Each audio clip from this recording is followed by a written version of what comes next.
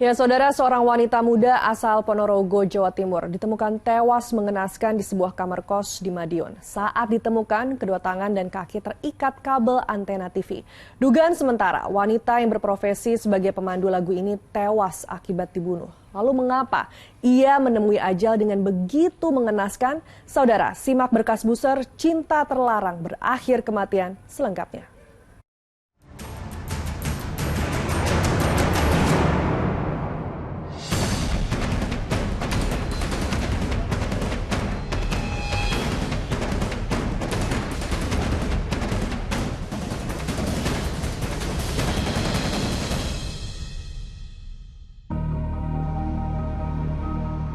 Rumah kos di Kelurahan Bungursari, Kecamatan Dalopo, Kabupaten Madiun, 5 Juli lalu. Nampak kesibukan yang tak biasa. Mobil polisi terparkir tak jauh dari rumah itu. Tak hanya itu, tim Inafis juga diterjunkan. Di tengah-tengah kerumunan warga yang ingin tahu apa yang terjadi, juga sudah terbentang garis polisi, mencegah warga berkeliaran di lokasi itu. Dan ya Tuhan, ada jasad kaku terbaring di lantai rumah dengan kondisi yang amat mengenaskan. Kedua tangan dan kakinya terikat kabel antena TV dengan posisi tertelungkup. Yang mencurigakan itu bau. Bau terus buka bawa kunci serep. Itu tadi jam berapa, Mas? Jam 2. Jam 2 ya? Kurang lebih jam 2. Mas, ini anaknya nih di sini kos atau gimana? Dia kos. Sendiri. Oh, ini kos sendiri, Mas ya? Kalau kondisi jasadnya gimana ini? Mengkurap, Mas. Sudah busuk atau gimana, Mas? Terikat juga ya? Terikat apanya? Tangan dan kaki. Warga memang sudah 3 hari tak melihat korban keluar rumah. Dugaan sementara korban dibunuh, namun masih diselidiki apakah korban juga dirampok. Ya, dari olah TKP diduga korban itulah korban pembunuhan. Kalau barang bukti yang sudah diamankan? Barang bukti yang diamankan itu adalah tas milik korban, ada helm kita amankan juga. Itu aja sih. Termasuk juga CCTV juga kita amankan. Langkah selanjutnya gimana? CCTV masih aktif, alhamdulillah. Meski sudah mendapat informasi dari pemilik kos, dari barang-barang korban akhirnya juga ditemukan kartu identitas korban atas nama Miftahul Barokah, usia 24 tahun, warga desa Kauman, Ponorogo. Jasad kaku wanita muda ini pun dibawa ke RSUD Dr. Sudono Madiun untuk diotopsi. Sementara polisi lainnya melakukan penyelidikan guna mengungkap siapa pelaku pembunuhan ini.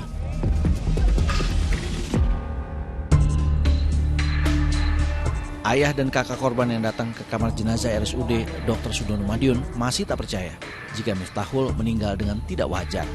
Kakak korban, Ainur Rahman, bahkan masih sempat menerima transferan uang dari almarhumah 1 Juli lalu. Adiknya jenazah itu pekerjaannya apa? Kalau dulu tuh bilangnya salon pribadi. Dia tuh orangnya kalau di rumah itu diem, buka terlalu privasi lah. Agak tertutup gitu ya. Tertutup kan. Dengan kondisi adik saya yang kayak gitu, saya juga nggak terima.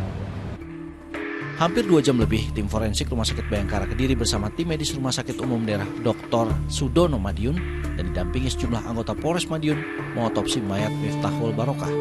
Dari hasil sementara otopsi, diketahui ada luka memar di bagian kepala janda muda ini, sehingga kuat dugaan korban sempat dianiaya. Mungkin ada luka-luka di kepala atau di mana atau apa, Bu? Ada memar sih. Ya itu aja. Di bagian mana, Bu? Di kepala. Kepala, Bu ya. Benda tumpul, Bu ya? Ya, memar benda tumpul.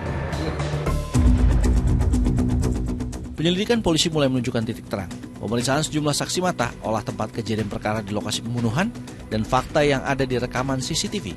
Polres Madiun mengejar seorang pria muda yang diduga bertanggung jawab atas kematian Miftahul Barokah. Meski identitas pelaku sudah dikantongi, namun polisi belum bisa melokalisir keberadaan si pria muda itu. Lokasi-lokasi yang dicurigai sebagai tempat persembunyian pelaku sudah dalam pemantauan. Dari hasil otopsi, kuat dugaan korban kehabisan napas karena dicekik pelaku. Hasil otopsi kemarin diduga penyebab kematian adalah cekikan di leher. Selain itu ada ditemukan bekas cekikan di leher, itu aja. Polisi juga mengimbau agar pelaku segera menyerahkan diri. Gerak cepat aparat Polres Madiun akhirnya membuahkan hasil. Kurang dari seminggu, tepatnya 10 Juli, jelang tengah malam, Iqbal Rizkia, warga Klaten, Jawa Tengah, disergap polisi di sebuah rumah kos di Pekanbaru Riau.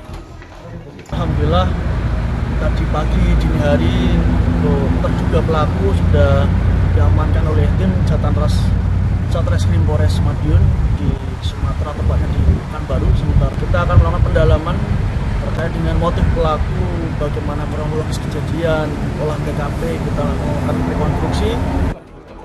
Tersangka Iqbal diinterogasi lebih lanjut untuk memahami motif apa di balik pembunuhan keji terhadap seorang janda muda pemandu lagu Miftahul Barokah.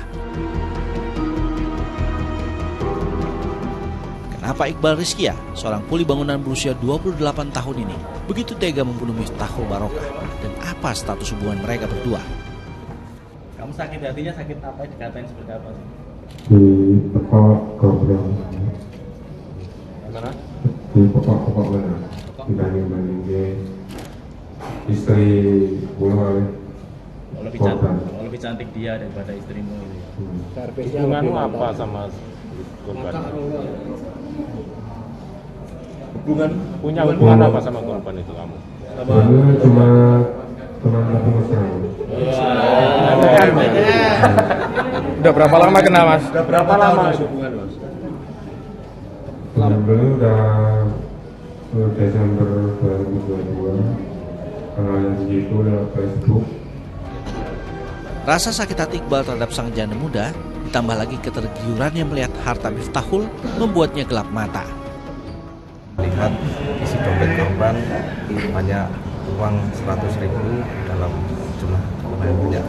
Akhirnya ada niatan dari pelaku untuk menguasai uang tersebut.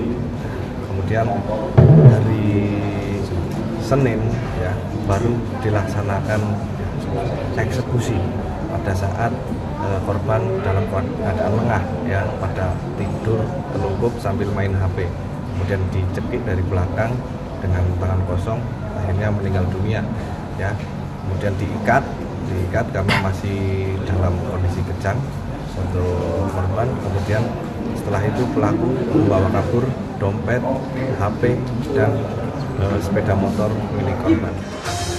Sebelum kabur membawa uang 5 juta rupiah, 2 ponsel dan motor metik korban, memastikan kematian korban, tersangka dengan bengis menganiaya kepala korban, menyumpal mulut dengan handuk, dan mengikat kaki dan tangan korban dengan kabel antena. Motor kemudian dijual dan pelaku kabur ke Pekanbaru Riau. Iqbal terancam 15 tahun penjara. Lagi-lagi kasus hubungan asmara yang terjadi usai perkenalan via media sosial berujung tragis. Hubungan asmara gelap yang tak jelas juntrungannya dan justru menimbulkan konflik. Iqbal tak lagi mempertimbangkan romantisme dalam hubungan terlarangnya dan Miftahul yang jadi korbannya. Apakah kasus ini tak jua membuat jera mereka yang terhipnotis berhubungan intim dengan orang asing di media sosial?